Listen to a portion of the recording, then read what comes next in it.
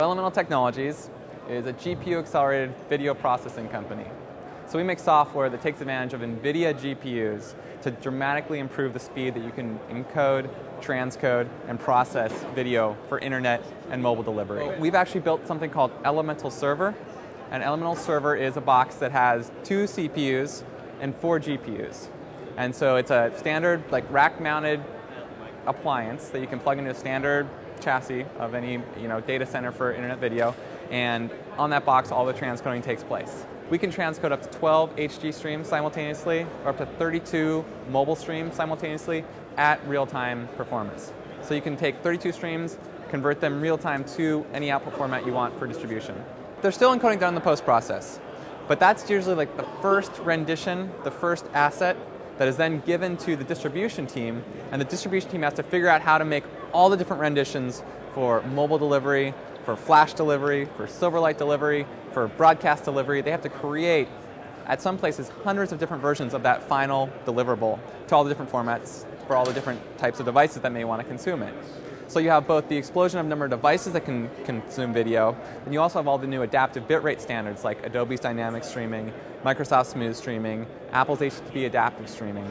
And each of these adaptive streams requires multiple encodes to be able to switch seamlessly between different encodes based on the channel, the amount of bandwidth that the channel can support, as well as how much data the end client device can support.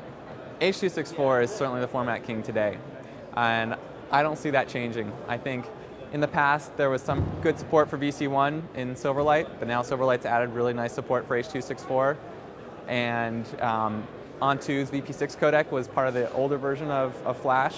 So FLV is still a pretty big format, but it's migrating to F4V, which is 264 based, very quickly. It's still dramatically driven by computers today. Flash-based browsers, Silverlight-based browsers, that's still the main consumer video today. But I think with the iPhone, you're starting to see significant uptake. Some of the statistics I like to talk about, right now roughly 40% of consumer internet traffic is video, and the estimate is that by 2012, about 90% of consumer internet traffic will be video. In the mobile phone space right now, it's only about 2 to 3% of traffic is video, and that's entirely due to iPhone. But according to Cisco, by 2013, 70% of mobile traffic will be video. So you're going to see this huge explosion in video traffic to mobile devices that hasn't hit quite yet, but will be happening in the next couple of years. Well, the beauty of Droid is that it is a platform that's going to be great for high-quality video. The resolution that's on a Droid device, I think it's 2x the resolution of an iPhone. So instead of the iPhone's 40 by 270 resolution, the Droid is something like 800 by 600. It's a much higher resolution screen. So it means the video that you can see is much higher quality.